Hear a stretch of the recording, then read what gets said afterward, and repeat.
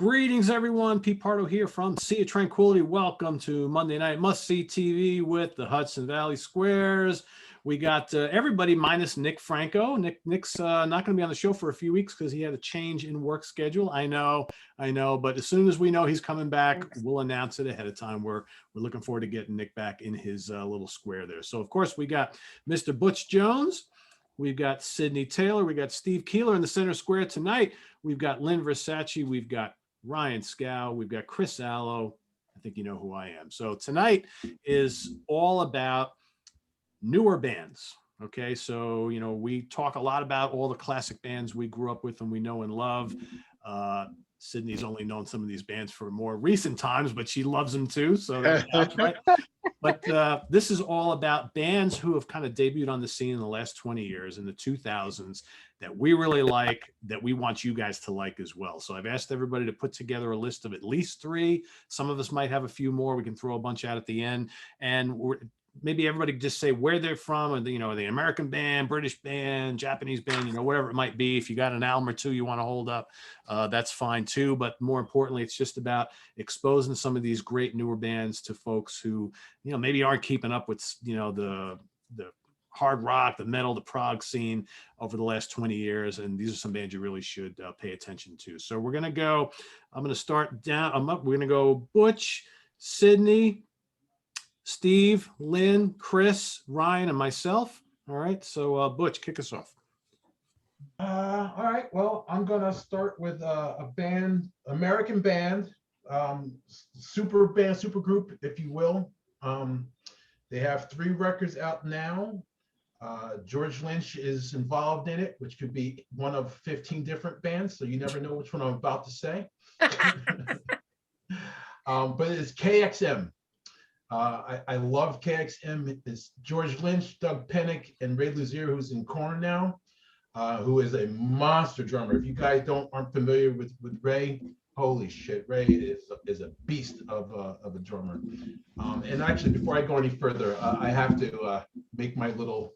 You can see it's probably going to backfire on me. So everyone that thinks that me and Lynn aren't friends, and I pick on her and say mean things to her, I do say mean things to her because I can. I've known her for 37 years. I can say whatever I want. I'm cracking up. I'm just joking, everybody. So everybody relax with the comments. It's just fun. I guess maybe if you're not from New York, you don't understand the ball busting thing. But yes, it's ball busting. I love her. You guys, if you ever watch me say mean things to her, I say it with a smirk on my face. I'm already laughing before I even say it. So get that out of the way. All right, but I don't have KXM, an I love Butch thing. All right, I'm sorry. Look, here's my I love Butch thing. That's an awful heart. Oh, I'm sorry. I don't want to be mean. That's a wonderful heart, Lynn. Thank you so much. Everybody click on your heart emoji or reaction. I don't know how to do that. But down at the bottom, you'll see reactions. You'll see the smiley face. Yeah. But the KXM, like I said, George Lynch, Doug Pennick, Ray Luzier. If you guys don't know about them, they go in the studio, they book a week in the studio, they come in with no songs written. It's just some riffs maybe that Lynch has or whatever, and they build the whole album in a week from ideas, writing it, recording it, and then on to the next song. They don't do vocals. Vocals come later because you can never get all that done in a week. But I love the premise. They haven't let me down. I think the stuff is great. Especially, obviously, for me, I always love Lynch's stuff, but he actually really gets a chance to kind of expand and go off in different directions because, he's not bound to anything. So just knowing that they do this all in a week, I just think that whole premise is phenomenal. And he crushes on it. And Doug Pennick doesn't really seem to get older, even though he's old, and it's unbelievable that he's 69 years old or 70 years old now, whatever it is, and really? Sounds as great as he does. Yeah, it's the one I thought. And like I said, who's the drummer? Ray Luzier. Ooh. And if I don't know how much, I know Lynn is the drummer girl, but I don't know how much you know of Ray. Hold her out. Man, Ray Luzier is a complete monster. He played with David Lee Roth for a while. The guy he's no joke. Why'd you hold out on me? You never told me about this band. I thought you would have known about Ray Luzier. They've got, I think their first record was 2014 was the first record. Older outer. And I believe that they're in the process of doing number 4. So Awesome. that's my We're up first. to 4 albums already. Yay, something Yeah. new. Well, they don't tour, so they just Yeah. book a week, do the basics, do the vocals over the next couple of weeks, and get it out whenever. That's like old school, man. Just show up in the studio and let it happen, right? Listen, you got to be a seasoned vet to be able to do that. I mean, you talk about the pressure of booking studio time and having nothing done, and you're going to whip it all together in a week, man. Not to mention George Lynch has got 15 other bands. He's got another studio session booked in 3 days. Exactly. Another band, so it's like he doesn't have time to dick around, right? You gotta go. I got some ideas for the next project, so I can't use those. Exactly. All right, Sydney, you're up. Okay, so the first band I want to talk about tonight, I know we've briefly mentioned on the show a couple times. I want to talk about the band Lucifer because I love the band Lucifer so much. Awesome. They're from Germany. I think that Johanna and Nick are now in Sweden, but they were originally from Germany. And Nick Anderson is in the Helicopters and a bunch of other stuff too. And it used to be the Oath before it became Lucifer, but I love them. They have that classic sound that is so reminiscent of like early Black Sabbath, the doom metal, kind of like a cult rock thing. And yeah, I mean, I know we talked about it briefly here too, about how their name probably isn't the best for the American market. I love the name personally. I don't have an issue with it either. I also just walk around and I say Hail Satan because I know it pisses people off. So I'm like that person. So I'm like, Lucifer's so cool. And again, it's, rock and metal has always been about shocking people and pissing people off. So it's fitting that they would be doing that with this name, but they have that old school just sound. And I just love the fact too, because I got to speak with Johanna Sidonis earlier last year when they were coming out with the new album, because they did they just released a 3rd album back in March of last year. So they had 3 albums and they're all really fantastic, but I had the opportunity to speak with her, and at the end of the interview she told me how refreshing it was to talk to like a woman instead of in this genre who loves this music. And I said the same for her. I was like, it's so great seeing like a badass woman like herself also fronting a band like that. I hate saying the term female fronted because she's just the lead singer and she shouldn't have to have the term female fronted, but I love the fact that she is a woman and she's in this industry and she's just killing it.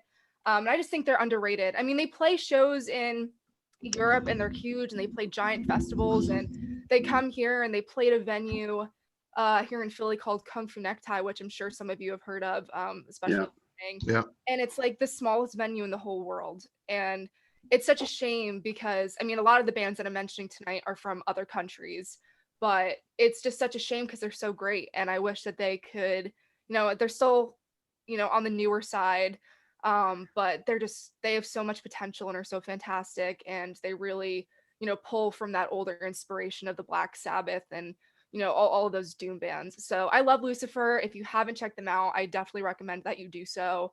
Again, I love Johanna and just the whole band. So that was my first pick of the night. And there's a Very great good. like late 60s, early 70s like psychedelic Yeah. part of their music too, which I think is really cool. Mhm. I mean, to me, they're like it's like the Jefferson Airplane meets Black Sabbath. Yeah, it's The music perfect. is so catchy, and it's like and most people like they hear the name and they're like, oh, I'm not going to listen to that. I'm like, give it a Sure. try. It's really good. It's So you so might great. have And another- they have 3 albums out now, and I mean, like I said, the last one came out in March of 2020, and they also have a great, those bands a lot of the time also have a great stage show. They always do. They kind of have that, like kind of you just mentioned to me, like they just like seep of that early Black Sabbath to me, and like they have that kind of stage show, and just I don't know, they're super cool, and I think that they're kind of carrying that torch, especially a little bit more, to people who may not be on that side, like love doom metal like that so much, Oh, but yeah. they're kind of bringing it over. But Yep. They're in the same vein with like the band Blood Ceremony, if you're familiar with them from Toronto, Yeah. who I've seen open for Ghost and like Jess and the Ancient Ones. There's a Blues Pills. There's a lot of bands in that genre that are in like could do a festival with all those bands. But United States, like you said, they would probably be able to play Davidge Park here in Middletown. That's it's just rock and roll. and newer rock bands, even like some of the other bands we'll talk about in the show tonight, I'm sure that Butch will bring up too, that just aren't popular enough to play the big things, but they're very talented bands. Yeah. It's a shame. And that's a whole other topic for another show, because Oh, it sure is. we could all go on and on about that. But like, you know, a lot of these bands too, and like back when I spoke to her in March, it was like one of those things where they didn't really have a lot of plans. I mean, this was like I spoke to her literally like 2 weeks before the pandemic hit. So they still had plans to tour, but they weren't planning on coming back to the States until like this year or something. Like, anyway, they were there. That was in their plans, because it's not priority to play here. You know, they come here every once in a while and they'll play the small clubs and like they call it a day, and they just stick to playing in Sweden and Germany and all these, you know, countries that actually give a shit about them. So I'd love to have I was more going to say people- that they did come over to, I saw them twice in 2019. They did come to the States.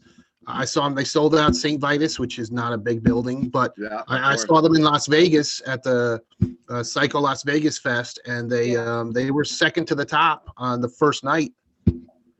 So they're not nearly as well known as they should be, but they're not completely out of the realm. I mean, I think with the right marketing, they could be a really big band. Yeah, I agree. And so it's been a year since the last album. You got to wonder if they have another one in the works for maybe later this year. I mean, they've been putting out an album a year, right? So Yeah, I mean, I think that I follow both of them on Instagram, and I think that they have been posting about doing stuff in the studio. So there hasn't been any announcements yet, but I hope so. You know, a lot of free time now. Exactly. Cool. All right, Steve, it's our center square. What do you got? It's already time for me to play. All right. I'm starting out, and I'm going to cheat like I usually do. Does that mean a list of 50 bands? I got over 55 bands tied for third right now. Yeah. I only got 2 bands tied for third. The first one is a tie. It's for third. It's a tie between Finland's Omnium Gatherum. I would describe them as melodic, like European death metal. There's keyboards. There's 2 dual guitars. They're kind of proggy at times. There's a lot of changes, a lot of killer hooks, a lot of soaring lead guitars. The unique vocals of Jukka Pelkonen, and 29. A couple I would recommend: 2019's The Burning Cold, Gods Go First, Over the Battlefield. A couple tracks from that. I'm just gonna drop a couple albums that I'd say that you should check out. If that's what we're supposed to be doing tonight. I guess it's 2016, Gray Heavens, like Skyline, Frontiers, and 2013's Beyond, the epic Fast Driving, The New Dynamic, and the beautiful like Nightwalkers. What a great track. And they even cover Rush's Subdivisions. I know Pete, I think, is familiar with Omnium Gatherum. Wow. You're not? Oh, yeah, you are. And 2011's New World Shadows, the title track, The Distance, Ego. I've seen this band quite a few times over the years when they've come through. I discovered them playing with Dark Tranquility at Stage 48 in Manhattan. Didn't know who they were. They've got like a unique stage presence where they all wear the same matching clothes with the insignia, and you don't do this to Omnium Gatherum, you do this when you see them. This is their thing. So, all right. So, and the tie with them is another band that I've totally fallen in love with. Their album was when it came out, the Conqueror's Oath in 2018 was in my top 3 albums of the year. It's Salt Lake City's Visigoth. They're old school metal with a new wave of British heavy metal flavor and some real 80s vibes with like dungeons and warriors and sword themes. 2015's The Revenant King. 2018 Conqueror's Oath. Of course, the opening track on that, Steel and Silver. The following track, Warrior Queen. To me, it's just like metal excellence. I love it. You can sing along with it. You feel like you're in a Conan the Barbarian movie, and not exactly like Manowar, but it's in that same vein. They even do a Manila Road cover of Necropolis on the Revenant King album. I'm sure Ryan is familiar with Visigoth. I'm familiar with them, yeah. I know. I think you should like them more, but probably because I found out about them before you did, you can't like them as much. I know that. They're on Metal Blade Records. That automatically discounts them from Ryan's collection. Exactly. You can't have the same album. Wow. too popular. I'm just Right. showing the records. I forgot to do I have my props There here. we go. Yep. I guess I can keep showing them while other people talk. So let's save some music venues and move on over to Lynn. Why don't we?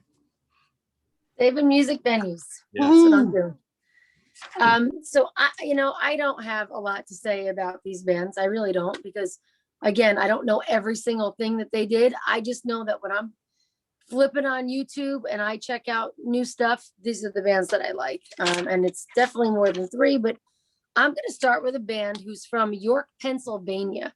And you guys might have heard it. You guys might laugh. I don't really care, but they did a copy of The Grinch, and it got 5.5 million views on YouTube. And that's what got me to like them. I was like, oh my God, this is so like creepy. It's you're a mean one, Mr. Grinch. But so I listened to that, and then I just went on to like Small Town Titans. They Phil Freeman on vocals. I think he's freaking amazing. They actually have they did covers. They did that. They did Bohemian Rhapsody. But they also have a song out now, like started in 2020, I think in December, called Rufflin' Feathers. And you hear that guy, his vocals are ridiculous. He can scream, he can growl, he can sing melodic. Hi, honey. What was the name of the band? Small Town Titans. Never heard of them. Oh my God. I've heard of them. Yeah.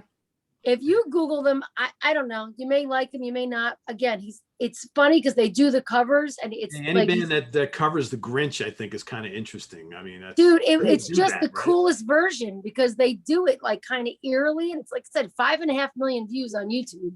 So people liked it. They did something right, Is that all they do is covers? No, that's how I think they like started. That's how they like got founded. Right. They did that, like I said, Bohemian Rhapsody, but in 2020 they have Rufflin' Feathers, they have Let Me Breathe, and they remember that band Marcy Playground? Yep. They did that Sex and Candy. Yep. That they do a slower version of that song on this new album too, but they're really good. They're definitely a good band. And it's funny because they remind me of a lot of the bands, Butch, that we saw back in the day that were like doing it for buck rock. They were like fun doing covers, but they're super talented. Buck rock. What did you call it? Buck rock. They're doing it to make a buck. All the bands play out. I was like, what does that mean? I thought you said butt rock. I thought she said. I was I like, didn't all right, say- I got to know what that genre is. Butt rock. I mean, That music, butt rock. Well, I know what cock rock is, but that's something completely different. I'm not talking about butt rock. I'm not talking about cock rock. I'm talking about buck rock. Like Buck all rock. my guy friends that were in all these bands back in the day, they're like, yeah, we're just doing buck rock. Means I'm gonna go be in a cover band and make money, because if I do what I want to do and play my original songs, I can make shit. you're not making anything, And I guess their new album was just released in February. It's called The Ride, but definitely check out Small Town Titans. Like I said, they're right here, York, Pennsylvania. I can't wait to see them.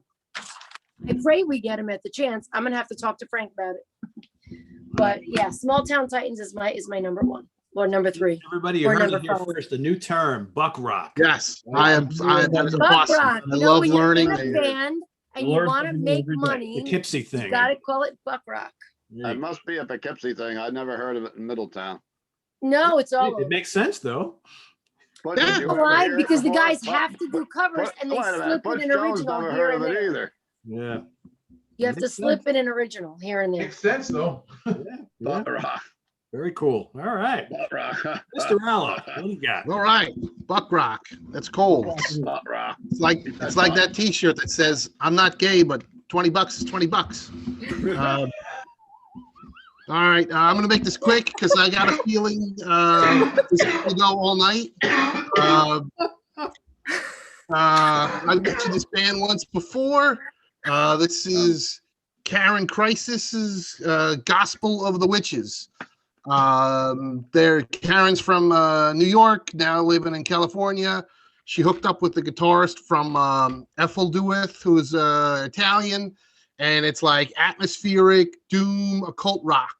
But Karen does her usual crazy range of vocals. from the little baby girl voices to the more melodic singing to the like shrieks. But when she got to the second record, it's a lot more melodic, clean vocals, and she's really got an amazing voice. It's really kind of dreamy and ethereal at times, but also kind of sludgy. The first record, she teamed up with the guys from Immolation. So the first record was definitely heavier, but I totally dig both records. The first record's called Salem's Wounds, which I think was on Century Media.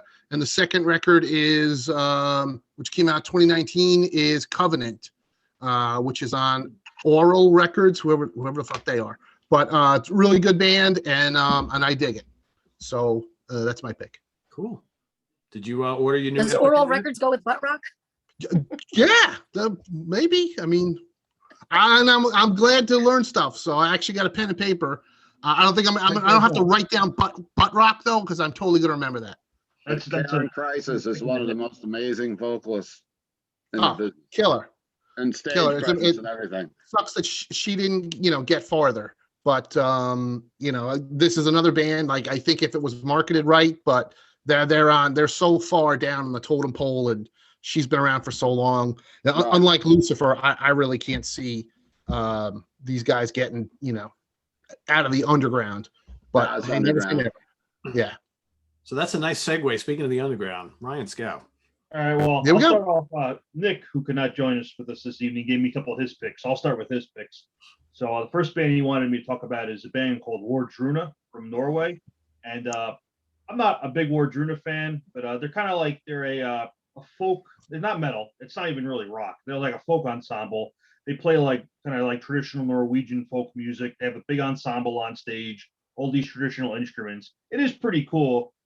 Nick is right. He said like there's 100 bands doing this now, but they started it. They're the best at it.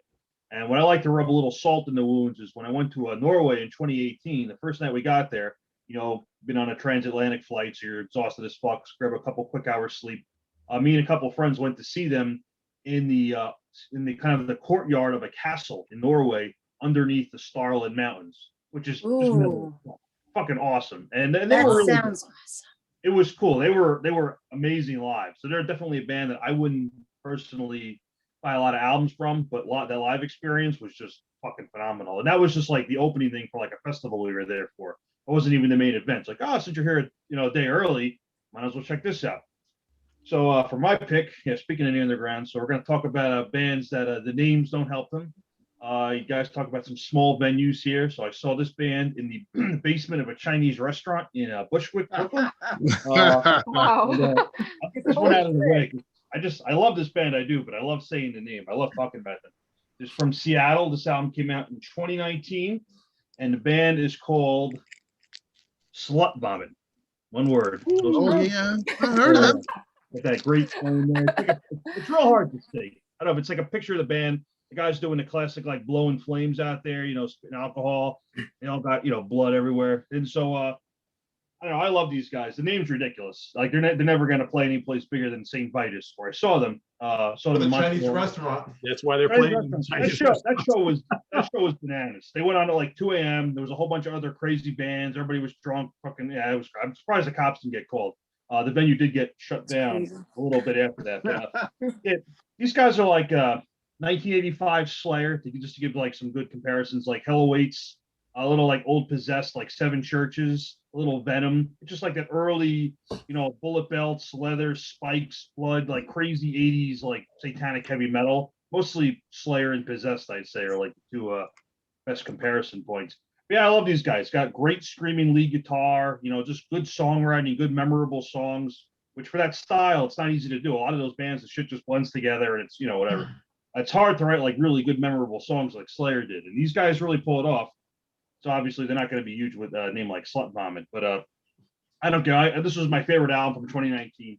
The album's called Copulation of Cloven Hooves, and it's great. I love it. I think it's real good. It's on Invictus Productions from Ireland, so a little independent label from Dublin, Ireland. Good friend of mine runs that label, and check it out. You might like it. If you like Slayer, Possessed, old Morbid Angel, like the first Morbid Angel album, that kind of stuff. Venom, like Motorhead, but way drunker, like a real fucked up Motorhead, like that kind of sound. I think I'm sold.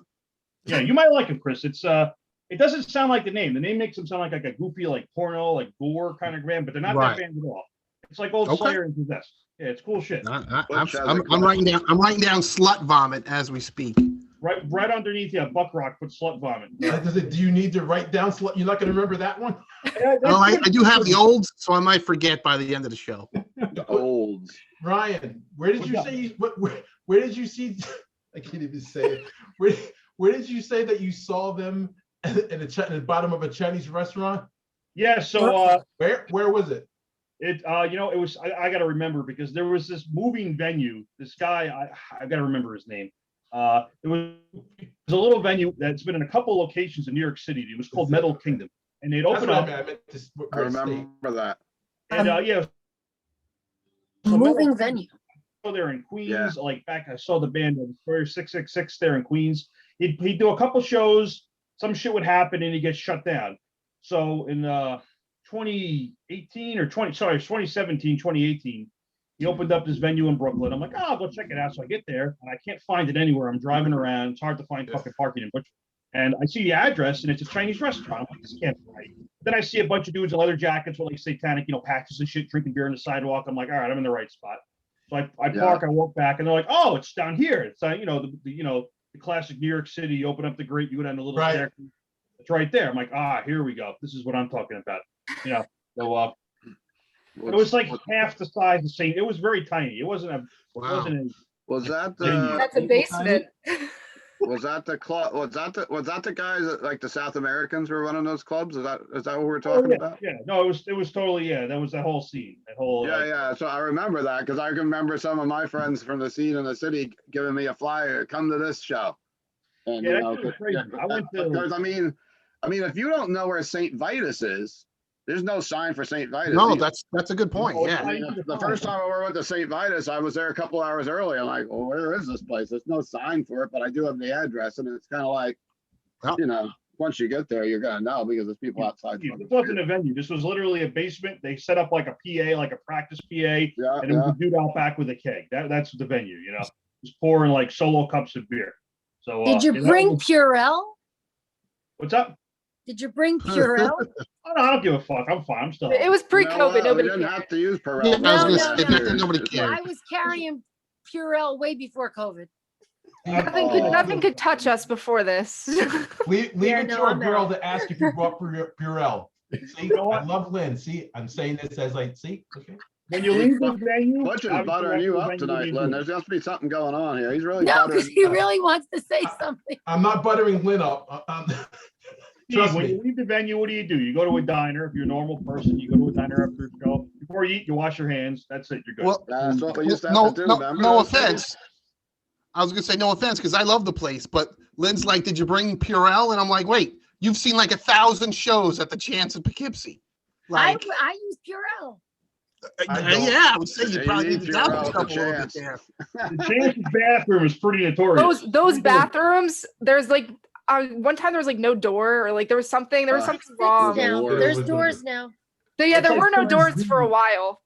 My wife will not go to the Chance anymore because of the bathrooms. You know what though? I gotta say, people like to pick on the Chance about the bathrooms, but if you've ever been, Sydney, I know you haven't been there, unfortunately, but if you had ever been to CBGB's, I was just gonna say CBGB's had postcards with the bathrooms. They had posters. Yeah. So, well, I don't want to model they had the worst bathrooms. But it was still fucking gross. I don't know if that makes it a good point, though. I just don't.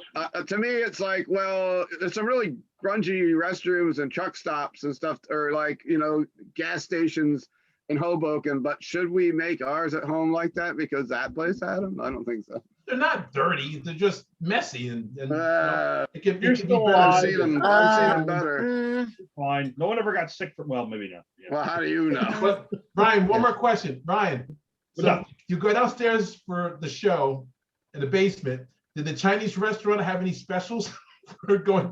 Actually, I thought about ordering there, but I didn't want to eat like a big heavy meal and be in a mosh pit. So I went to or a dog.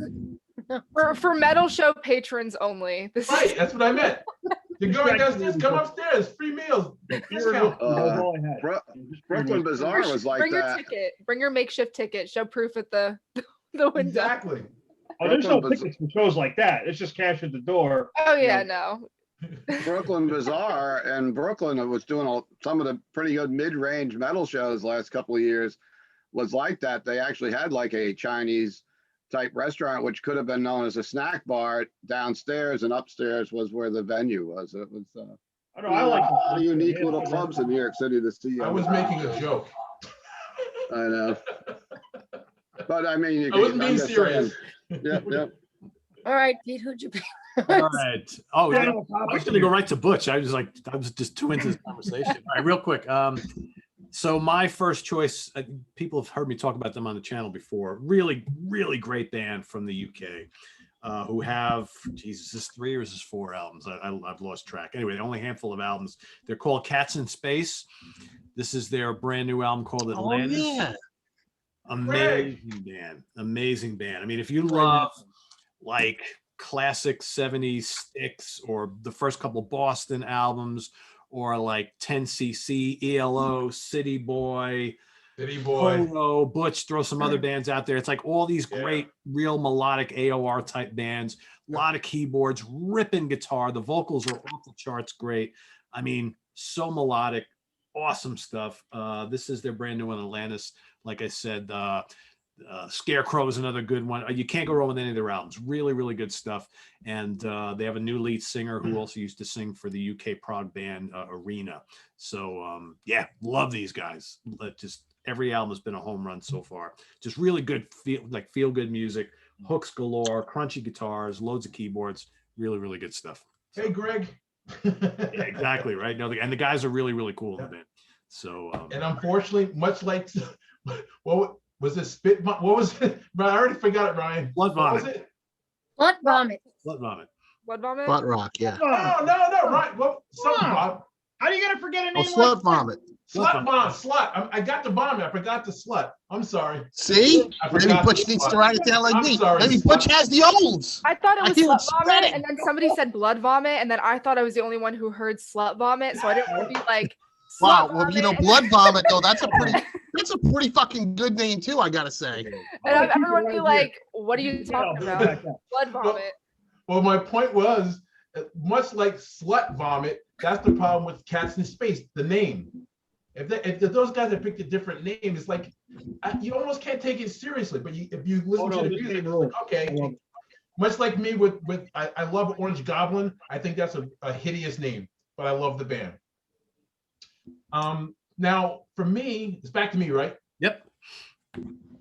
Pete, is back to me. Oh yeah. Yep. Okay, I thought so. Now I'm basing this that I'm going on 5. So I don't know if we're doing 3 or 5, but if we do 3, I'm gonna feel bad that I left bands out. So I'm going by 5. So my next one are buddies of mine from Pennsylvania. They became buddies of mine because I heard a song from them before Christmas, and I think 2017 or 2018, one of the 2 years, and I was completely blown away. I drove 2.5 hours into Jersey down by the shore to go see them play and tried to sign that. Well, I actually did get my buddy Chris Bishop, to guitar player, to play the strings, and actually the bass player at that time too, the original bass player. I got them to use DR strings when I was working for DR.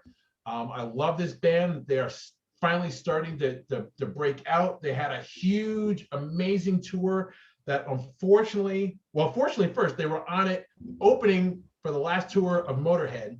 So they were with Lemmy on his last tour, but unfortunate for them, they were going on like at 6:30 at night. So no one was in there yet to see them. And this is Crobot.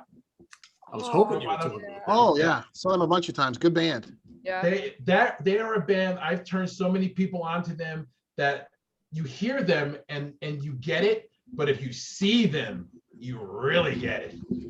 Brandon, the singer, has so much energy.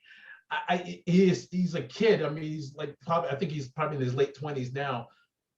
He's such a throwback to the frontman of the 70s, going over the top and doing whatever he's got to do to win over those first few rows of whatever he's got to do.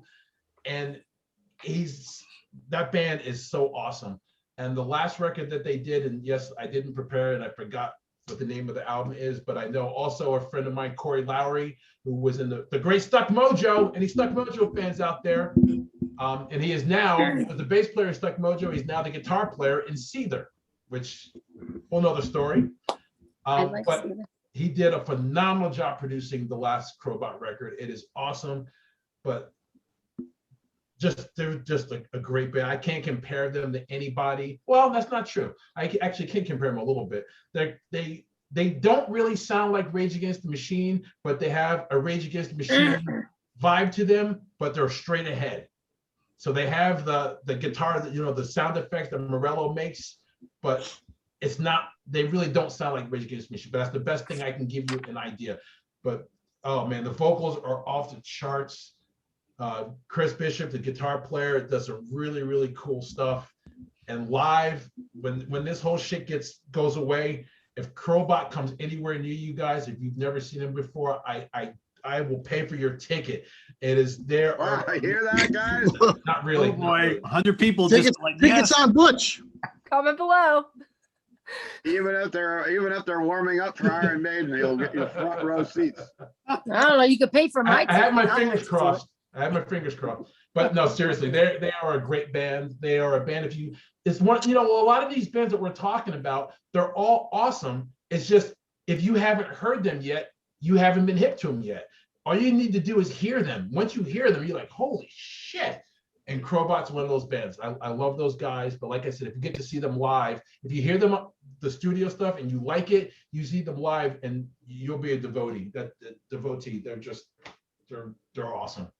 Yeah, they're really good, man. They got grooves to die for and nonstop riffing. And you know what? They don't sound like them at all. But sometimes, like when I listen to their music, it reminds me of back when like Extreme first came out.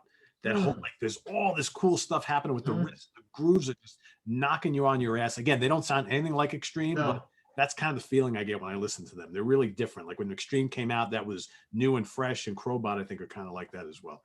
Yeah, they just need people to hear them. Yeah. Find out about them. Great band. Sydney, what's going on? You're next. All right, so I'm gonna go with a band, again, not from the United States, a band from Sweden, actually. And it's really interesting seeing a lot of the recent bands that have come out of Sweden the last couple of years, especially like in the subgenre that I'm going to talk about. Like, I've made it pretty apparent on the channel. I love a lot of the 80s glam metal. I love it. The AOR kind of style. Helicopters. No. No. Great, but no.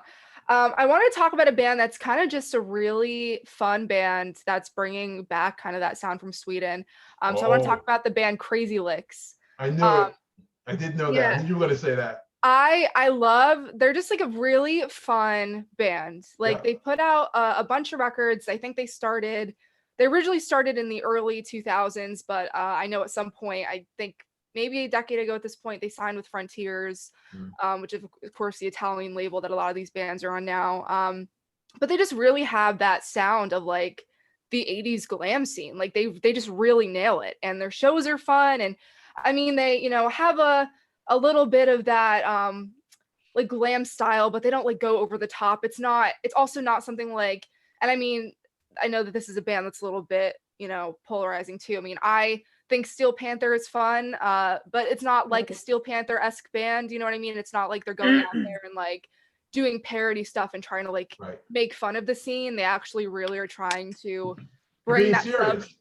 Yeah, it's serious. They're really trying to bring that music back, because I think it's so funny, because obviously that music was like a product of the time, and it's not necessarily like people are like, I love like 80s glam metal is a genre, but like people in Sweden, a lot of these bands like Crash Diet's doing it too. Yeah. I love Crash Diet and like Heat and all these new bands on like Frontier. Yeah, there's so many of them. Yeah, are doing it. And Crazy Licks is just they're just a really fun band, and they came out. Their last album was 2019, I think. It's great. And it's the riffs are all there, and all their songs are so catchy, and they just get stuck in your head. And yeah, it's just like they're serious about it, and they're really trying to bring that style of music back. And a lot of those bands in Sweden are doing it too. So if you love that type of music, I definitely recommend. Oh my God, what's the name of that? But you know what it is, Sydney, is like I mean, they definitely have to be categorized as glam, Yeah. but they're heavy. It's not like the glam. When I hear glam, I think T-Rex. So it's not like that. It's rocking. Yeah, when like the way I try to separate that in my mind is like I think of like T-Rex and David Bowie and like those kind of bands is like I kind of have that as glam rock in my head. And then the other side of it, when I think of glam metal, I more think of like a Motley Crue or a, you know, Cinderella or kind of something like that, even though I don't think Cinderella is 100% glam, but you know what I mean? Yeah. But they're really great, and I definitely recommend people listening to them. A lot of good stuff comes from Sweden nowadays. It's like the heavy metal like capital right now. So I love Crazy Licks, and I hope that they come out with another album. Crash Shine and them don't tour too much over here. That they're a band that does not really play over here at all. Those two bands, which is unfortunate, but I'm listening to them, so go listen to them. He knows I'm all about Sweden, that's for sure. Oh yeah, me too. Yeah, there's so many good like 70s hard rock bands from Sweden now. Yeah. They cover everything. Oh yeah. Sydney, have you heard Eclipse? They're another Swedish band. Really? Yes, I have. Yes. Oh, they're so good. I have a Swedish band on my list that's coming up later. Yeah, I got some Swedish stuff here. Road trip to Sweden. That's Yeah. right. Yeah, But you know what? Exactly. You know, the piggyback up on what Sydney's saying for viewers is if you see a picture of Crazy Licks or even Crash Diet, because I know it's happened to me. You look at it, and you're like, oh, this looks cheesy. Yeah, you think it's gonna be like a Steel Panther, and it's not. It's And then you play, you're like, oh, I like Steel Panther. oh, I do too. Steel Panther's great. I mean, I don't own any Steel Panther albums, and I don't intend on buying any, but I love them to go see them. But Yeah. like she said, Crazy Licks and Crash Diet are a real band Yes. doing just an 80s style thing just now, but they're doing it. This isn't a joke. They're being serious about it. Yeah. But like I Yeah, said, it's more so like Steel Panther, comes out and they're like, oh, like all the 80s was just sex, drugs and rock and roll. And they like obviously, I mean, they exploit that, and they, they write have fun songs with it. called like Gang Bang at the Old Folks Home. Crazy Licks isn't doing that. You know what I mean?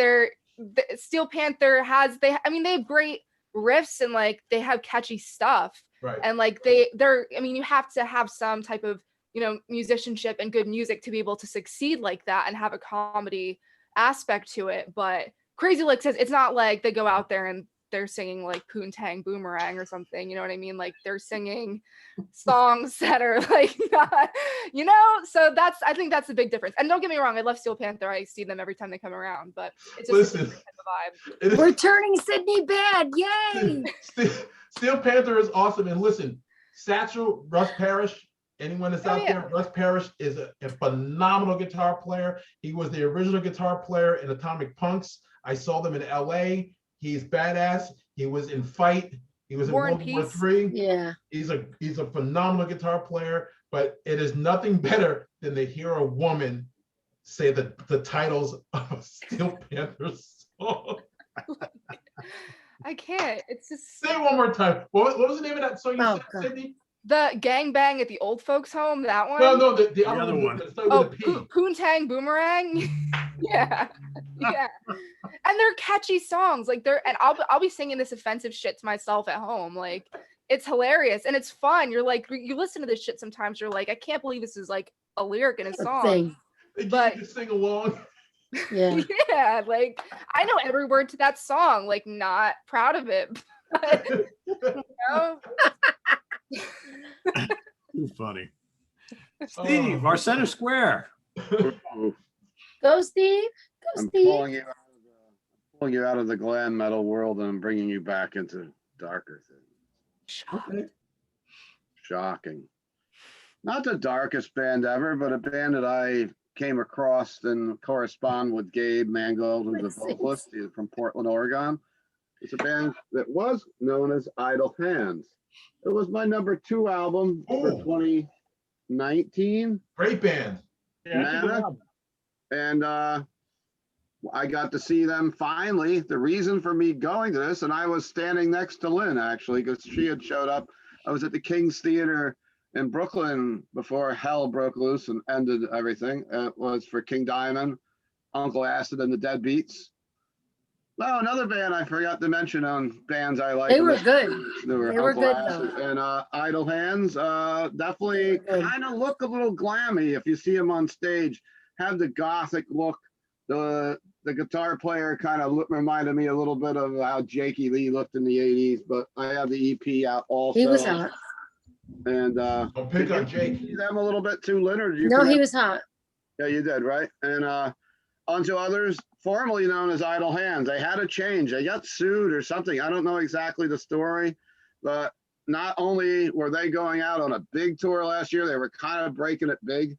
Because I had spoke with them, it's like I wanted to buy some records from him for the store, and he said I'm going to be in New York in November, and this was like the spring of 2019. So I'm figuring I'm watching them. They're going to be at St. Vitus, or they're going to be, at Brooklyn Bazaar or somewhere small. And all of a sudden, wait a minute. I wrote to him, I was like, I don't think I'm going to see you in a club. You're on a giant tour on Metal Blade, and they got on that big tour, and then they were coming back, and they were actually on the road, and they were in transit to join up with the Decibel tour from last year, which was like Mayhem and Abbott Oh yeah, I forgot about that. and Gate Creeper, and they had to turn around and go back. I actually interviewed them, but talking about Mana, hard driving opening track at Nightfall, and then there's like a really great song called Jackie. I think it's really hauntingly beautiful. The Blade and the Will. And there's more of another epic song like Dragon, Why Do You Cry? It's a very like gothic style, his vocals are. And then the EP, Don't Waste Your Time. It's See, his just, vocals are phenomenal on that album. I would recommend, maybe I'll try to put a couple links in when I'll make a post in the comments and send the people to a couple of these bands that I'm really passionate about. And I can't believe I mentioned Uncle Acid and the Deadbeats. That's another great newer band that, Yeah, I agree. I like them. That's 35 bands in. It's not with King Diamond. It's like dun, dun, dun, dun, dun. Cool. Yep. All right, Lynn, back to you. All right, so Butch is gonna laugh because he's wearing the Patrick Sharp shirt. Stop. Oh, he misses you. You realize after the show, I'm gonna call you up and totally harass you after this. I know. Okay. We'll be on the phone for 3 hours. Yeah, I know. Anyway, so this actually, I found this band as I'm looking on YouTube, a couple months back, and the dude reminded me of Patrick Sharp. Because Patrick Sharp, isn't he the guy that's got the little handlebar mustache? No, Who's that? that's that coming guy? for me later. No, but who is the guy? His name is Scott Holiday. That's the There guy you in my go, in my whatever. Facebook profile picture. Okay, well, that guy reminded me of you. So I'm scrolling through this freaking YouTube and I see the singer and he's got that really badass handlebar mustache. And I'm like, oh, now I gotta look because Butch likes people with handlebar mustaches. Either way, this band is called Bad Touch. They formed in 2010 and they're actually from Norfolk, UK. Actually, the name of the town, I forget, I can't even pronounce it, but Norfolk, UK. And they're kind of a rock vibe, but it's more like a 70s kind of rock vibe. They're called Bad Touch, and they're kind of like Led Zeppelin. All of our UK folks are going to be up in arms. Yeah. Why? Because I couldn't pronounce it. Is that why? The Brits are really particular about the way we pronounce like towns and cities. Which is why I Birmingham. didn't pronounce it. Which is why I said Norfolk, UK, because I don't know I'm not saying it beforehand. No. Either way, they're like AC/DC-ish, like early Aerosmith, Zeppelin-ish, kind of like a 70s kind of rock vibe. And I think that they're really like good. that. The video actually that I saw was Heartbreaker Soul Shaker. So I put that on and I was like, holy shit, this guy's freaking voice is just, it's really good. It's off the Truth Be Told album. So that's the first album you got to check out. And now they have a new album called Kiss the Sky. And they also did a cover of, remember the old Kiki D 1974 version of I Got the Music in Me? Oh yeah. They actually do a freaking badass cover of that, dude. It's so freaking good. So good. And they have a new album called I Get High, which is not really about getting high. It's like I get high off you. But yeah, that Strut. I mean, these tunes are just really good. And it's kind of got that old rock 70s vibe. So again, Bad Touch. That's my number 2 or whatever you want to call it. And I think will they're write that awesome. down. Pete, do you know that band? I've never heard of them. No. I mean, sounds right up our alley, though, doesn't it? Yeah, it does. I think it's up your alley, but if you don't like it, don't come crying to mama. I'm gonna be posting all over everywhere that I hate it. Oh, and two, when we're done with the show and the show is posted, if everybody could go in and just post your picks in the comment down below. Okay, cool. Okay. Everybody always asks, and I always forget to do that. So, yeah. Cool. All right. Where are we? Mr. Allo, Yeah, you're Chris. next. Okay. Got to follow up Bad Touch, which the name's kind of weird. It definitely kind of reminds me of, show me on the doll where Nick Franco touched you. So I don't know about Oh, that Bad Touch, but Governor Cuomo. He's not here to defend himself. that's all right. I love Nick. Anyway, this is not a metal band, but my two loves are metal and horror movies. So I love listening to film scores of horror movies I dig.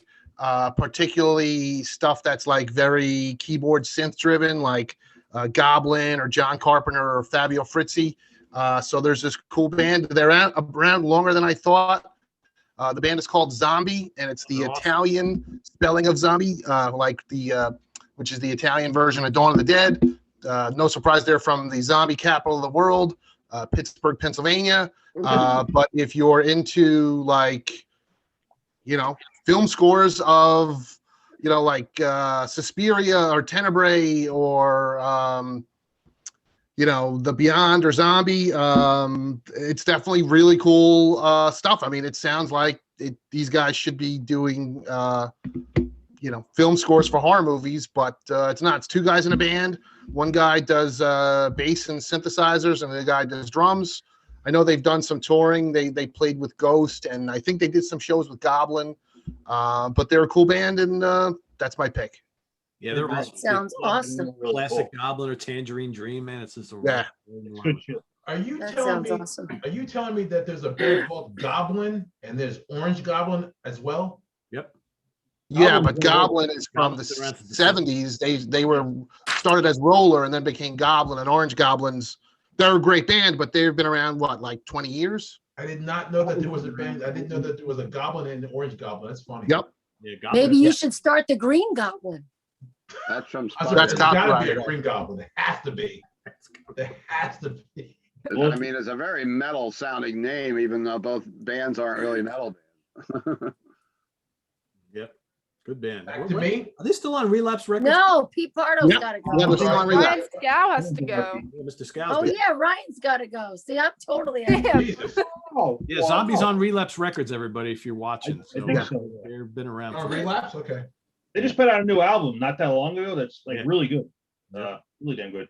So Nick, there's Nick's second choice. He gave me one of his favorite bands, Chelsea Wolf, who he loves and he could talk about all day. Yeah. I feel like anything I say, because I'm not really even that familiar with her, so I feel like anything I say is just gonna be watching like, he fucked it all up. So Exactly. I do know he was able to take his daughter to one of the first concerts she went to was to see Chelsea Wolf at St. Vitus, because obviously it's not like a crazy metal show. It's much more like somber and acoustic and kind of mellow. So that's a good option for that, good choice. But I'm gonna kind of piggyback what Chris said here. So this band, obviously I'm gonna pick a very obscure band. This band's from Poland. They never play live. It's a metal band, yeah. And I'm trying to think how to describe them. And this is an alternate universe where Tom G. Warrior formed Hellhammer and then later Celtic Frost in Switzerland. And there was some weird Marvel DC Universe, multiverse, bizarre world shit. And they got merged with King Crimson. Don't ask me how. It's just Ooh. boom, got smashed together. So the band is called, from Poland, they're called Cold Ghouls. It's not I think it's, Who? yeah, I'll zoom it in there. I'm definitely saying it wrong. Oh, Cultist to Ghouls. Yeah. Oh, okay.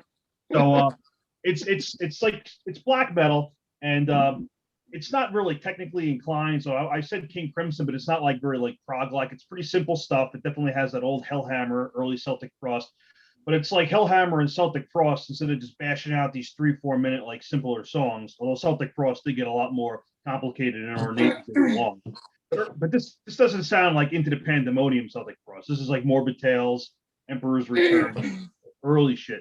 But it's like they're writing soundtracks to like old Hammer horror movies. It's like very the songs are very long, have that like that sweeping kind of like movie like score feel to them. It's still totally metal as fuck. It's not like all synths and stuff. It's guitar, bass, and drums, and like insane vocals.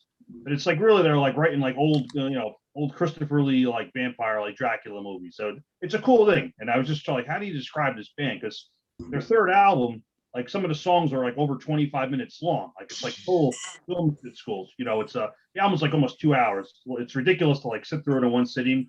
It's really like put on headphones, maybe absorb it in little bits. But yeah, it's cool shit. So the idea of Celtic Frost writing soundtracks, old Hammer horror flicks with like longer songs and like taking time to really draw stuff out instead of get in, play the song, get out. You might like this. This is from 2018. This is their fourth album. It's called Sinister.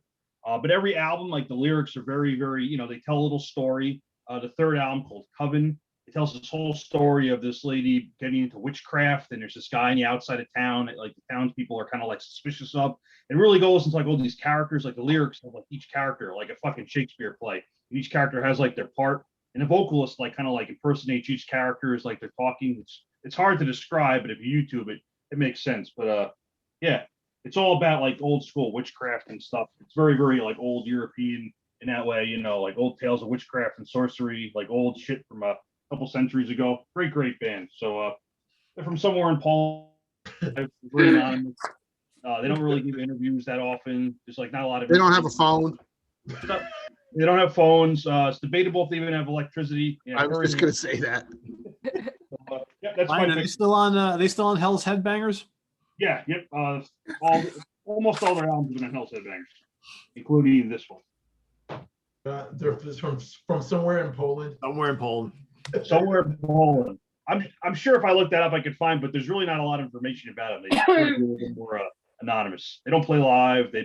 I'm sure they'll never play live, but no videos or anything like that. But yeah, cool band. That sounds good. Awesome. All right, I'm gonna go to Norway for my next pick. TNT. What's that? TNT. Wow, they've been around too long. These guys have been around since the early 2000s or maybe 2005 or something like that. They've got, I think, 5 albums to their credit. I think 5 or 6, something like that. Anyway, they're labeled as a prog band, but they're just as much like a 70s inspired hard rock band as well. They're called Magic Pie. Got a couple albums here, King for the Day. I got all of them, but and this one's called The Suffering Joy. So think of big, heavy Hammond organ. If you love Deep Purple, Uriah Heep. Think of like really, really crunchy riffs and blistering solos like Ritchie Blackmore. Great melodic vocals. The tunes are fairly lengthy, tons of hooks. They're probably a bit more rockin' and heavy for just a straight prog band, but like at their core, that's what they are. But if you love kind of like 70s inspired heavy rock with a big dose of like kind of Yes and Genesis thrown in at the end, I think you'll dig these guys. The songs are so addictive. They're so catchy and melodic, and at times they're complex, almost like on a Dream Theater level, but they don't quite go that far into the progressive metal spectrum. But really great band, Magic Pie from Norway. Magic Pie? Magic Pie, yeah. I know, another kind of weird name, right? Right Yeah. next to it. I like that name. That's cool. Yeah.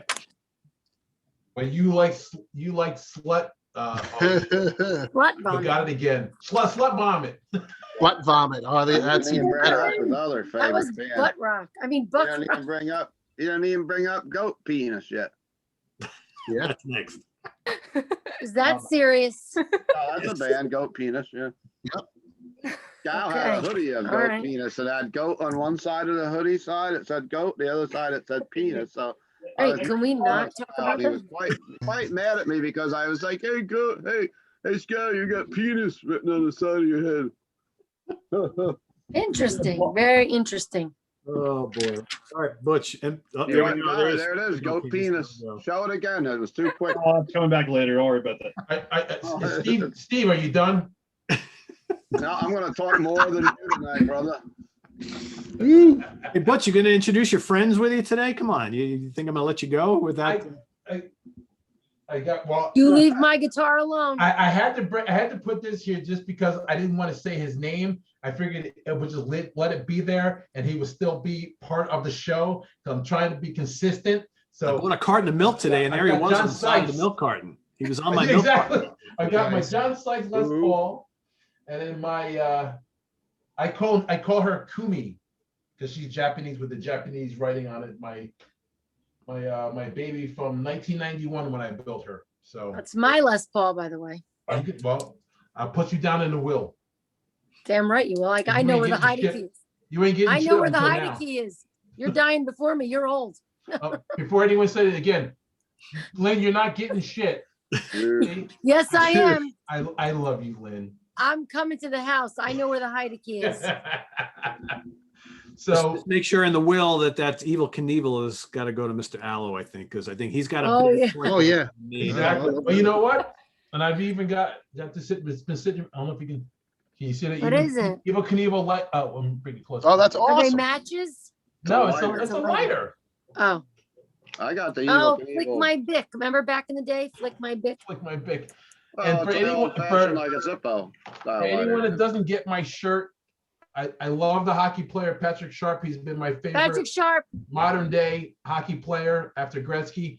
And there's this little baby Oh, Patrick yeah. Sharp. So Almost Lego? looks like a Where's bubble Scuba hockey Steve? man. I didn't wear Scuba Steve today. Steve, he's mad at me. He's in the other Oh, room. Oh man. You just So- need the Evil Knievel pinball machine. Oh God, that would be cool. I But that own would be it the for same fantasy if you era. wanna play it. That would be exactly. So I'm gonna give honorable mentions because we're kind of doing threes now. It's getting long, so I don't want to do five. So I'll kind of give my honorable mentions. One of my honorable mentions is a band that's been around for a while. Oh, that's 2011. So they've been around 10 years. It seems longer to me than that, actually. An English band called Tesseract. I that was love the fun. fuck out of that band. They've had two different singers. They're one of the bands that had two different singers, and they were able to keep their integrity and do their own thing with both singers. And equally, they sound amazing. I love that band. They have four full-length records and 3 EPs. And the drummer, Jay Pastones, that's how I pronounce his last name, is one of my favorite drummers of the modern era drummers. Guy is a badass. And the Night Flight Orchestra from Sweden, there's my Sweden connection. Bjorn Speed, as people call him, from Soilwork. That's his band. It is very 70s. I would not call them a metal band at all, but they have a metal tinge to them. They're a hard rock 70s band trapped in a band that started in 2012. I love everything that they do. They are so I like them awesome. better than soil work, actually. Yeah, at this stage, yeah, absolutely. But I think anyone that knows me at all, I know Pete knows where I'm going. I know Steve knows where I'm going with my. I hope you're band. going there. I hope you're going. That's why I didn't pick them, because I said Absolutely. I knew, and I knew you guys wouldn't, because you knew that I would do it. You knew I would represent You all this wanted to band. pick them, but yeah. So from Long Beach, California, the band that should be the biggest band in the world, that should be a household name by now, and it bugs the shit out of me that people still don't know who the fuck they are. They did a whole 1.5-year tour opening for Black Sabbath. I don't understand what is wrong with people. What is wrong with you people? Rival Sons. Rival Sons. Are you happy? Like I said before, if you've never heard them, I can understand. Obviously, you don't know. They're fucking amazing. All it takes Hell is yeah. for you to hear a couple They're of songs fucking from this amazing. band and be like, holy shit, Rival Sons should be the biggest band on the planet. And it bothers me that since 2009 was their first record. I don't understand. Jay Buchanan is the greatest singer of Right. his generation. I mean, besides Glenn Hughes and Richie Kotzen, he is the greatest singer on the planet right now. And Glenn, the guy you were talking about with the handlebar mustache, is Scott Holiday, who is the Yeah. guitar player and Rival Sons. Oh, okay. Anybody that's out there that's become Facebook friends with me, if you see my Facebook profile pic, that's me and Scott Holiday from Rival Sons. I love that band to death. They are a true representation of American hard rock, just bringing back that 70s vibe. And I don't understand how it hasn't caught on to the masses yet, and it bugs me. but goddamn, they are They're good. fucking They're band. very good. And, I kind of want to play with his mustache. and I can understand that. I understand. He's got a hipster mustache, hipster. Yep. Well, Yeah, he's got an old school Raleigh fingers. Yeah, he does. Their last album, Feral Roots, should have been on Oh. this. I don't. I don't get it. Yeah. I don't get it. It should have been huge. Yeah. It's It's brilliant. Great just choice. I knew you were going to it's choose it. That's It's not going to get Oh, I huge knew in that the was United coming. States. Hard rock music is just not what they're trying to push in the United States. We all know this. Yeah. And when all this stuff goes away, you're absolutely right, Steve, because after this stuff all goes away, I can see Rival Sons playing arenas overseas, and especially Sweden. Sweden, again, the Sweden connection. I know Sweden loves the shit out of them, as Sure. they should. I can see them playing big arenas and being high up on festivals overseas and coming back here and playing the chance. And that's, and I will, I Not would that love there's it. anything wrong with that. No, not that there's any. I would love to see them up close and everything, and I've become friends Just with don't go to Scott the and bathroom. everything. But they deserve more. They deserve more than that. Not that there's anything wrong with that. Seinfeld Well, that reference. happens Seinfeld a reference. lot. Exactly.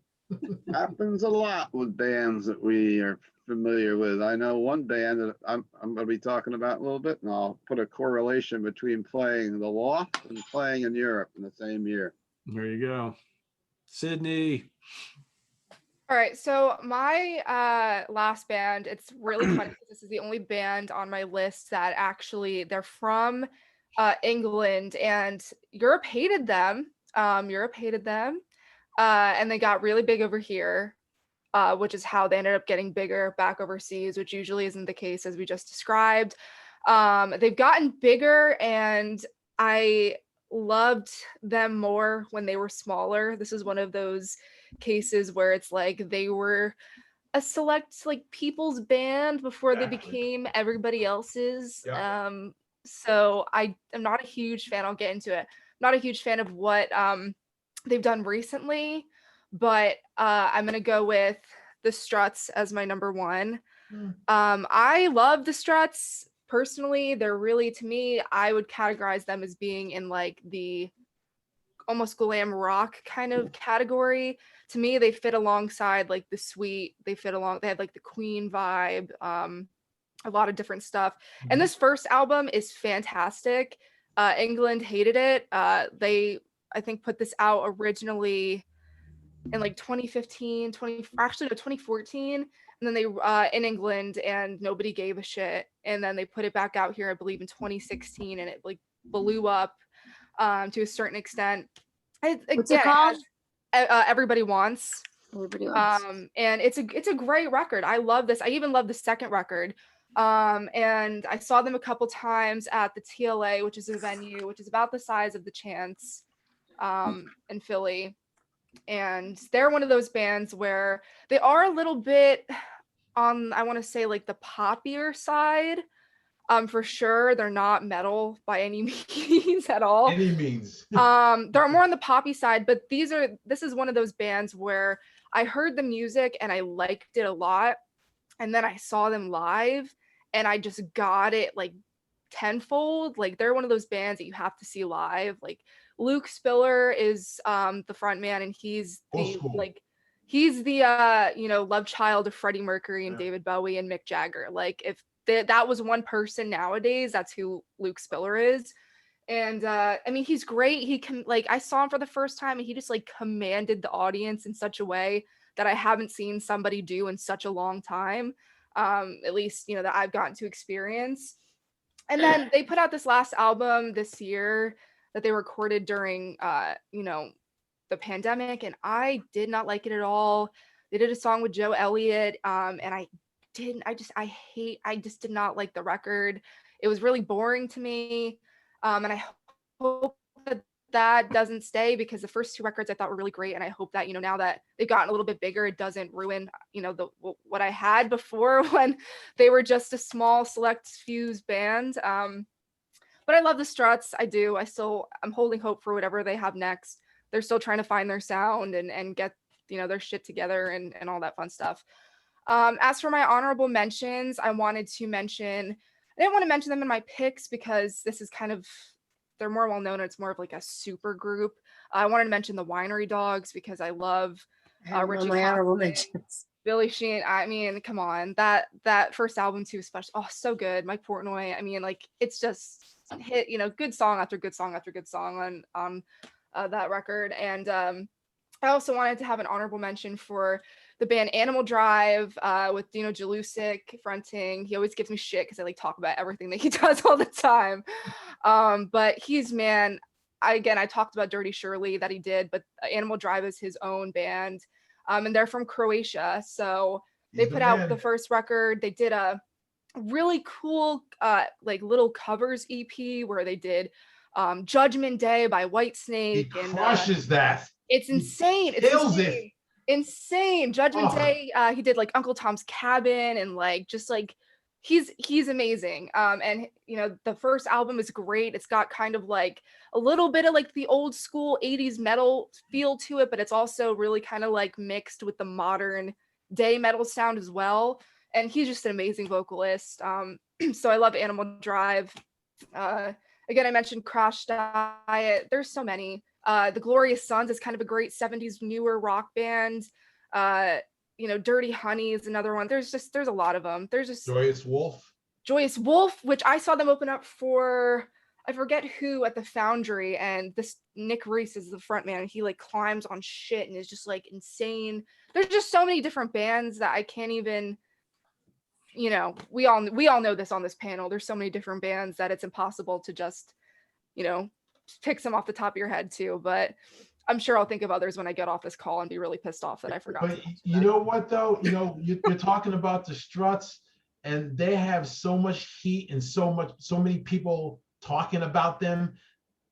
Them and Greta Van Fleet, those are the two bands that have all this heat going on, and it should be on Rival Sons. All the stuff that they've got, it should be on Rival Sons. I don't like Greta Van Fleet for the fact that I like some songs, don't get me wrong. I can listen to them and be like, that's an enjoyable track, but they lost me when they came right out and said that Led Zeppelin was not an influence. The second that you said that they were not an influence, that's when I was like, nah, because I can respect the fact that they were an influence and you were influenced by 70s hard rock. I can 100% respect that. But when you try to say That we're not, you're going to tell me that I'm the one that, I'm pretty sure Jimmy Page wrote that in 1972.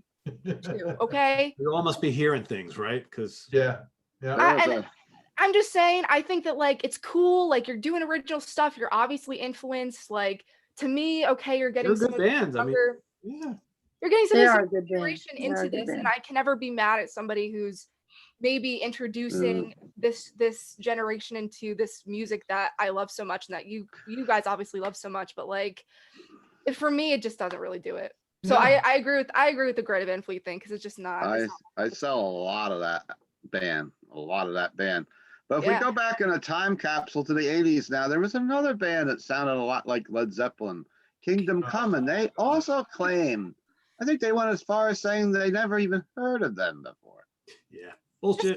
Just say it. Just say you're influenced. You're not. Some of these Zeppelin sounded bands not remembering, like, oh no, maybe we don't. I don't know. Yeah, that's insane. It's impossible. Yeah, they were like, insane. We're not influenced by them at all. Everyone's heard Led Zeppelin. Right, I know. It's too much. So, but also, you know, Led Zeppelin ripped off a whole bunch of old black blues dudes. So I mean, they just stole their shit outright, and now they owe publishing and songwriting credit. So I mean, everybody steals from somebody. Not that I'm defending Greta Van Fleet, because I don't fucking care, but yeah. And when I interviewed two of those kids, they had the smartest answers ever, because they absolutely told me, Sydney, we're not influenced by Led Zeppelin, but then they named all the fucking bands that Zeppelin claimed as influence. So, maybe that was there. So either they were, totally rehearsed answers, 100%, or they were huge fans of whatever the fuck weird blues guys they told me. I don't remember. You have to be able to have an original sound. It's okay to be influenced by somebody and have an influence. Right. The first album or two, maybe have a little bit of an influence of a band, but like you have to eventually find your own sound. It can't just be a knockoff of, every band that you look at, like the first two albums usually are like you know, a little bit tied into their influences sometimes, you know, not every time, but eventually people are like, oh yeah, this is what I sound like. And they get into a groove and they're just not doing it. So that's my opinion. They're just very disingenuous. I mean, Chris, exactly what you just said. The publicist got to them and sat those kids down. Oh yeah. This Listen, is what you say. You don't mention this name ever. Right. Act as if Led Zeppelin never existed for you. Exactly. Yeah. Exactly. Pretend you All never that heard hype- those songs. All that hype should be on Rival Sons, everybody. Yeah, that's crazy. I agree Love with you that. so much. The poor sons. All right, our center square, Mr. Keeler. Woohoo! I'm gonna blast through my honorable mentions right now. Blasting through Oof. Bay Area death metal band, Necrot, Texas thrash metal. I call them the thrash metal lords. They brought thrash metal back, and I saw them, and I was blown away. And rest in peace, Riley Gale. What a big loss that was, losing him last year during the pandemic. I still don't really know the details what happened to Riley, but he commanded the stage. I mean, they were a thrash metal band, Power Trip, and they're kind of, you know, you can feel the influences of the like DRI style. But I just said, man, these guys are special, and it's just a shame I'm never going to get to see Power Trip again. I thought they were amazing. They had the crowd going like madmen in New York City at Irving Plaza when I saw them. I'm also going to give a shout out to Brazilian-based all-girl thrash band Nervosa, and there's a picture of the current lineup. Nice. And I'm lucky enough that I will have Krika on the Rock Fantasy Files this week. We're going to discuss some of the stuff with Nervosa, what's going on with their new lineup. Sweden's got a couple stoner rock bands, their classic 70s, Graveyard, which no one mentioned tonight yet, Blues Pills, Germany with Cadaver. But wait a minute, when did Graveyard start? Graveyard? Mid The 2000s? 90s? Yeah. Graveyard's been around since the 90s? I think so. Have they? Yeah, I didn't never think they were heard that of them old. in the 90s, but I think so. Come on, now I'm gonna look. Oh, there's yeah. another. Like High Singing another Blues, is that band from their first Sweden. record? It's like Yeah. 2005 maybe ish. Yeah, Or I think Yeah, it was early Graveyard's not 2000s. that old. I've It heard just that seems name like for they've been long around for a time. long time. Have they? Well, I'm sorry if that one is as Oh, that old counts as as long as Led they've been Zeppelin, if 2000, I made a 2000. mistake, You're but You're good. there's another band from 2006. Sweden that are huge. Nope, Oh, 2006 they started. I just said that, dumbass. All Oh, right, Dick, so, I was looking it up. so there's another one for my honorable mentions called Ghost. Not everybody loves them. God damn it. I can't believe I forgot but Ghost. Ghost is huge. Son of a- Oh, they're Ghost, huge. Ghost is an arena band in the States now. Could We you- don't need to mention them. I like Ghost. I'm gonna pull a I do list. too. I Great for like Ryan's Ghost. face. I Well, like Ryan doesn't Ghost. like him, but he liked him before other people did. And then once they They're found out, he alright. couldn't like him anymore. I know the whole deal. Ryan's gonna hate my number one pick, and I'm kind of going two ways with this one.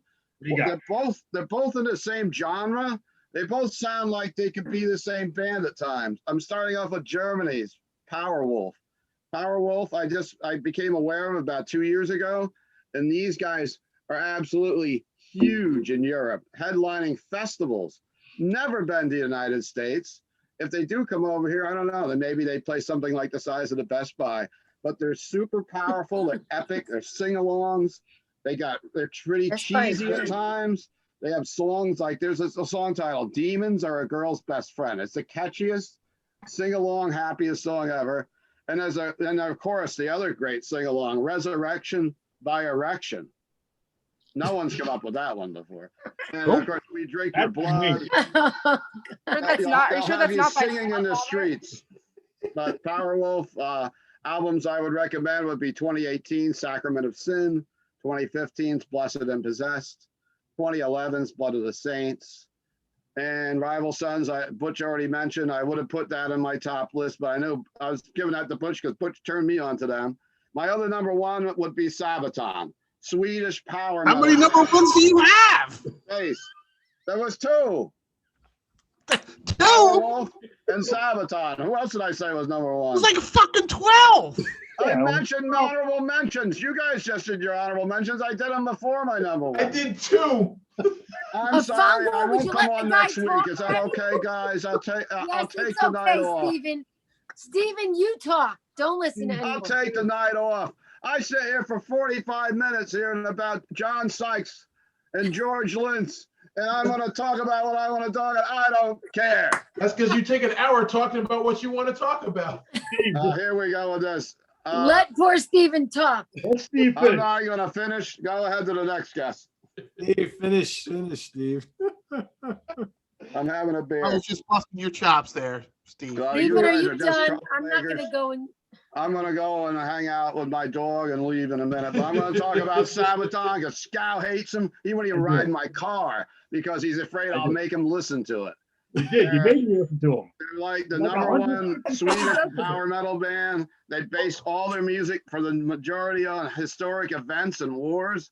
Albums I recommend: Primo Victoria, the aforementioned song, the title song, Panzer Battalion, and one of the most fun metal songs ever. If you've never heard this song, please go listen to Sabotage Metal Machine. It's just based, it's a goofy song, and they base it on all kinds of 80s metal bands, and they use certain words from like titles of songs. It's a lot of fun. And Well, I tell you, I'm not a fan, but they're getting big here. I don't. I saw them open up for Creator and I left. I can tell you, I have a certain friend sorry. of mine. you left for Creator or left for Sabaton? I left for Sabaton. They came on. I'd never seen them before, and they came on, and it was like 2 songs in, and I was like, I cannot do this. Really? I was shocked at that show because I'm a giant Creator fan, and I saw Sabaton, and Sabaton stole all the energy from that building that night. I thought. People loved him. People who were there to see Like, him. I was like, how the hell did Sabaton kind of mop the floor with Creator with energy that night? That creator's And, not so good anymore. But I mean, this is the band that replaced Manowar at Hellfest when Manowar couldn't practice or do whatever. They pulled out, and Sabaton ended up pulling their slot. And people were, it's their modern thing of power metal. Like the album Out of War is Ghost Division, 40-1, Swedish Pagans, Heroes with Night Witches, No Bullets Fly, Resist and Bite. I mean, they're not everybody's cup of tea. But I'm all about the power metal and Power Wolf and Sabaton. I don't know how. Yeah, I mean, how do you pick like new bands? And I have a million new bands. So that's it. I'm going to talk more than anybody else. I'm going to keep talking about stuff I want to talk about now. But Apparently, I will say this: that I have a friend of mine that happened to be a drummer in Sabaton, and even he rips on them. Does he? I just can't get past the gimmick. I don't know. That's just me. I don't know. Like they come out like the shit, and I'm like, to me, like sometimes when people, obviously, I'm like big in that, like bands do that, and I think it's fun. But I don't know. It just did not work for me. 2 of the bands I picked tonight actually have uniforms. Like Omnium Gathering wear the same shirts, like a dress shirt with their logo. Yeah. And of course, Sabaton, you have your white camo pants, which they sell at this merch booth. And I dress up like Sabaton when I go to see him. That's how big a fan I am. I even had, if Chris Allen was there, I'd make him jump up and down. That guy is a ball of energy. Holy shit. I mean, he looks like he did like an 8-ball right before coming out on stage. That guy's. They were going to the States last year. They were doing the warm up in the arenas with Judas Priest before the COVID slam. Oh boy. So Chris and Steve, you guys okay? Everything all right? Oh, I love Chris Steve. I'm doesn't just ever busting pick on me. balls. I'm going to be calling Chris directly after this. Now after last week, now we're gonna have to explain why you. I'm gonna have a I love Steve Comments. sign. Steve alone. Chris needs an I love Steve sign. Yeah. Comment about how mean Chris is to Steve. I'm the worst. That Chris has been a mean son of a bitch to me most of my life, and That's I wanna true. say it's bullying. Give Butch a week off. Hey, That's thank true. you. Thanks, Sydney. He Thank sent me you. this Oh, little fuck bird. that. Don't give He's Butch a very week nice. off. I've been telling Steve I fucking hate Sabaton for like 15 years now. It's fine. We get along. He loves Yeah, Lynn music is so much. subjective. Lynn, you're getting buttered up tonight. Ugh.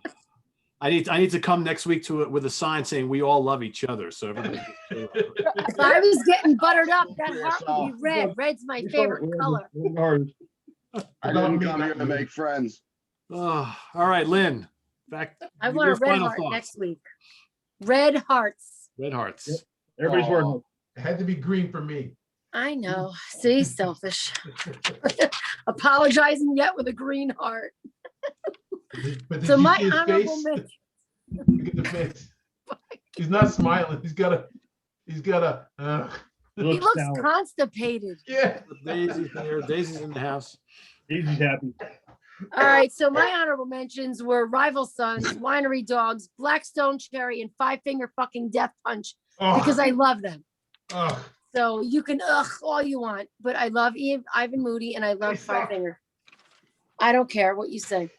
Anyway, so I have a couple of, and then I have a number one. So one band that I saw at the Chance, and I actually, do you have? I don't care. I don't give a fuck. So this is me. I don't give a shit what people say. So my band that I like that I saw at the Chance, they started out again doing cover tunes. They're from Palestine, Texas. Blacktop Mojo. They started in 2012. I like Blacktop Mojo. I think they're great. The guy's got a bluesy, soulful voice. And again, I think that you guys should check them out. So Blacktop Mojo for me is one of the bands that I like. Another band that I like that actually used to be called Black Coffee, and they're now called South of Eden. Yeah. Fucking love these guys. Total 70s rock feel. Butch, I really think that you guys like them. Dancing with Fire, The Talk. They opened for the Foo Fighters, System of a Down. They play with a bunch of bands, but South of Eden, and actually I think they're from Ohio, but the guy's originally from Jordan. And they're fucking great. So South of Eden for sure. 70s vibe, total rock and roll. Again, I think that maybe I might be turning you on to something new. But my number one, and I mentioned them last week, but when I tell you I love these girls, I love these girls. And guys, if you want to check out an all-girl metal band that's new and up and coming, it's Plush. Again, my friend Brooke, she plays drums. And it's Mo Formica from The Voice or American Idol. She does the singing and plays guitar. Bella Perone plays another guitar. And Ashley Supa on bass. And you can see them at plushrocks.net. YouTube, you can do Plush Rock Vivo, or is it Vevo? V-E-V-O.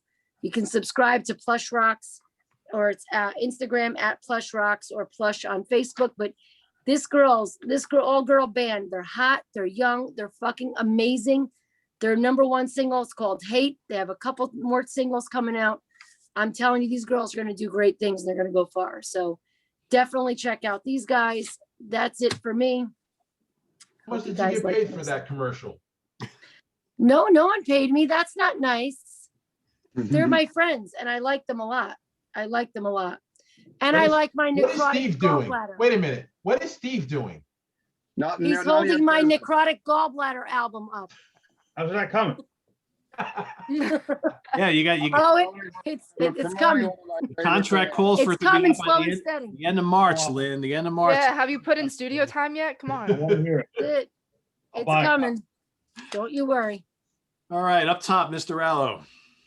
All right, I'll make this real quick. This band, they I already want to hear your talk. listen. I can talk, but I listen. Hey, It's the already Oilers are on 9:30. 10. I'm hoping we can wrap this up like in the next couple minutes and not make it a 3-hour fucking Titanic epic. I like you the deserve like Titanic. 10 minutes, Chris. You know, it'd be nice if I get and watch some, I don't know, some old school wrestling before I fucking fall asleep. Liar, This you band's want to watch Scorpion porn? Child. Or porn. Yeah. I really They broke love this up, didn't record. they? Yeah, these guys are gone. That came out in 2013. It's a great To me, it was like a great record. It was like, they're from Texas. It was like if you put Black Sabbath, Deep Purple, and Led Zeppelin in a blender. Just a real good mix of all three bands. You know, of course, other bands too. I mean, I seriously love the record. They hit the road. They toured their asses off. They went through a ton of different lineup changes.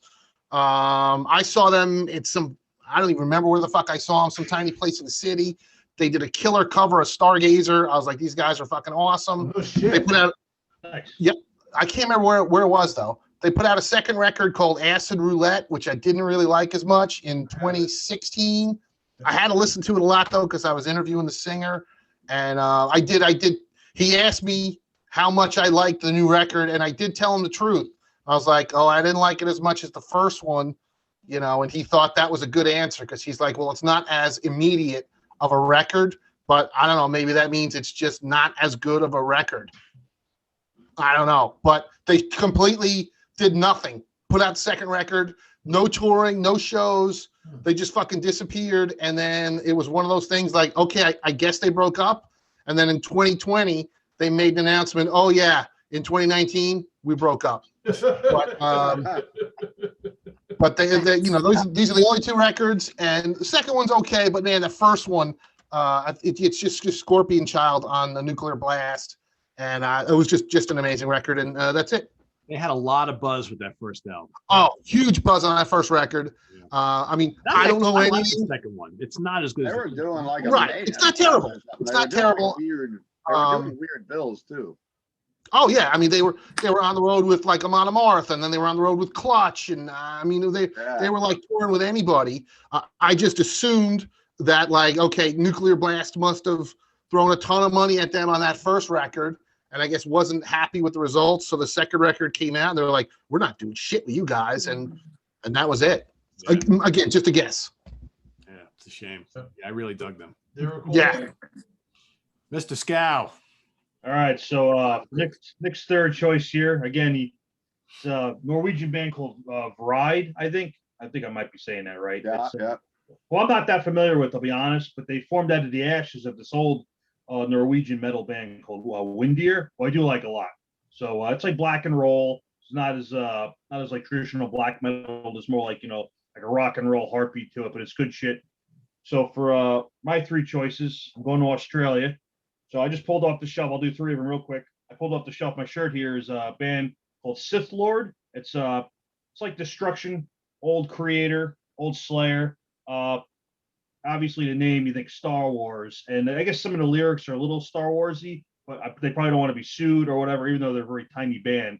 So it's like very vague stuff. But if you like old Creator, old Destruction, like that kind of stuff, cool stuff. The album came out in 2019. It's called From Out of the Darkness.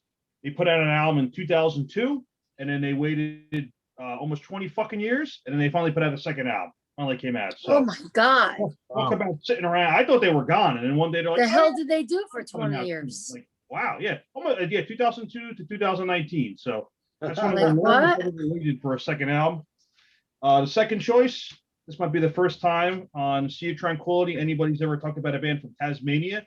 So I hope I'm the first. I don't know if Pete, correct me if that's wrong, but this band's from Hobart, Tasmania, and they're called Tarot. This album came out in 2016. It's called Great album. Yeah, it's a It great did. album. It's total like Uriah Heep, Old Pagan Altar, early Ooh. Rainbow, like the first Rainbow album. Wishbone Ash. Sweet. Yeah, not really big on like guitar leads and like crazy like guitar fireworks. A lot of like Hammond organ.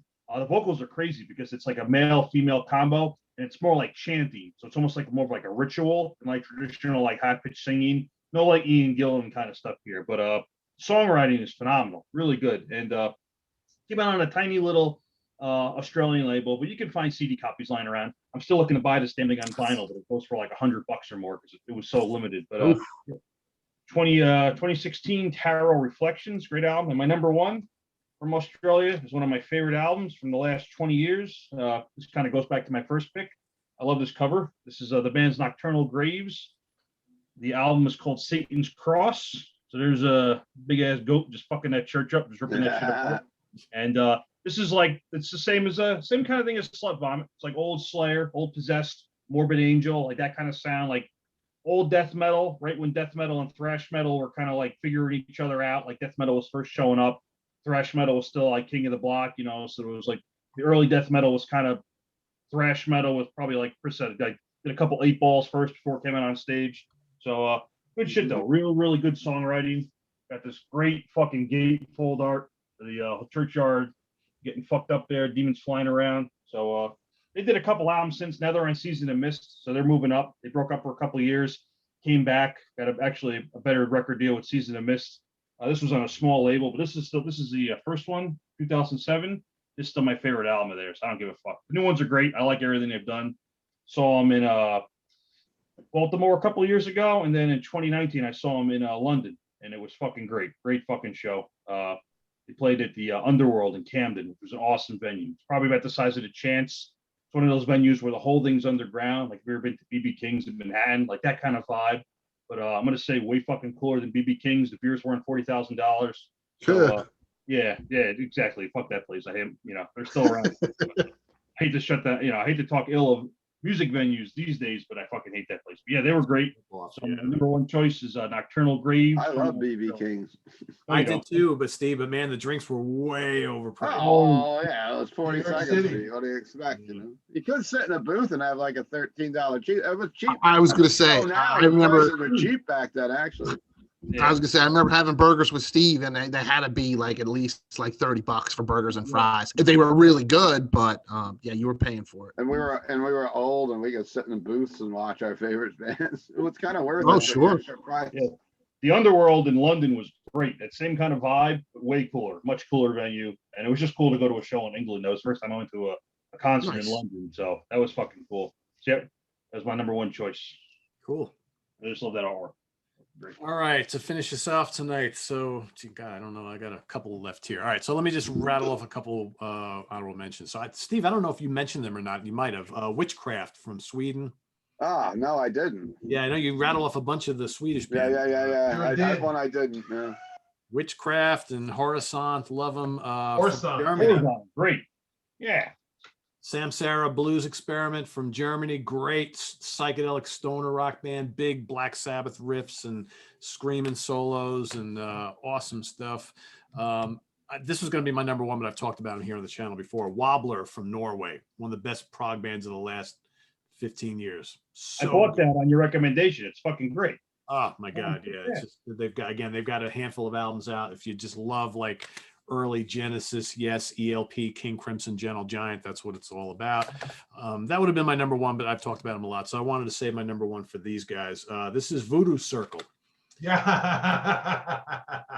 So, you got a couple guys, Alex Bayrott and Matt Sinner from Primal Fear. You got the singer from Pink Cream 60 million, whatever the hell the name of the band is, whatever. Couple other dudes, really good. If you love like the Whitesnake 87 album, it's that same formula, just big, humongous riffs, loads of solos, amazing vocals, just great, like 80s style heavy rock. Man, it just doesn't get much better. Loads of guitar and really, really memorable songs. And I think these are both on AFM Records, and I think all of their albums are on AFM actually, or were they on Frontiers? I think one was on Frontiers, but great stuff if you like that sort of thing, kind of like Inglorious too. That's another great band too. Inglorious, another. I've never heard of them before. A Voodoo Circle. Oh, Yeah. Cindy, Oh, you would love them, Cindy. You would love them. Cindy, you would love them. Yeah, check them I'll out. listen after I get off this Yeah. call. You said Whitesnake 87 album, and I was like, I don't need to hear anything else. That's totally what it reminds me of. Yeah. The only thing I would say is that they do not go out of the way to hide what they're trying to sound like. No, not at all. Not at all. That's all I would say. It is absolutely Sykes era Whitesnake, and like Oh my this is what God. it is. It's like, you recognize this riff? Yeah, we thought you would. That's awesome. Yeah, I've never heard of them. That's definitely going on my list. Yeah, it's really good stuff. They're a really good band. They I have a big list from tonight. I know, right? So everybody watching, so what we're going to do is I'm going to have everybody on the panel here go into once the video is posted, go into the comments and post their picks. Name of the bands. If you want to do a couple album titles, that's cool too. But this way, at least because I know sometimes people are, you don't catch it or they fail to write it down or something like that. So we'll all do that. And I want to thank everybody for watching. Just a little update on next week's show. It's gonna all be about some love for the Chance. We all have spent a lot of time at this must be mythical place, the Chance, because we talk about it all the time. We're going to talk about some of our favorite concerts and maybe some of our funny experiences that we've had at the Chance over the years. So that's coming out. What does that say, Lynn? Oh, she loves Butch. I love Butch. Oh, very nice. I felt bad. I didn't make a sign. There you go. I wanted to surprise you. So that's coming up next week. And so for our final thoughts today, we got Mr. Keeler in the center square. Final thought for tonight. Next week, I'm going to pick at least 30 concerts from the Chance, and no one's going to be able to stop me. I'll mute everyone. I'll drive over to your house. I'll drive over to your house. You gotta be my house. I won't let you in. I'll just keep knocking. Don't worry. I keep knocking. I hear you knocking, but you can't come in. There you go. All right, everybody. Thanks for watching tonight. Tonight is Chris Allo. We need a cheesesteak delivered from Sydney. Yeah. Fuck yeah. Let's do that. Jim Steaks. That's the one. There you go. There you go. One of these days we should Thanks get a, we should all everyone for share a having pizza me on. together, right? You know, everybody Yeah. order pizza. We'll all have a pizza and a beer or something like that. Yeah, Lynn, seriously. you don't drink, so I don't know. You'll have to figure I'll something. have some water. All right, there you go. There you go. Poor Lynn. All right, everybody. Well, thanks for watching. This is on the web at www.seatranquility.org. We're on Facebook. We're on Twitter. Of course, we're here on YouTube. All the All damn the time. Damn time. That is right. For Butch and Sydney and Steve and Lynn and Ryan and Chris, I am Pete Pardo. See you all next week. Take care. Peace.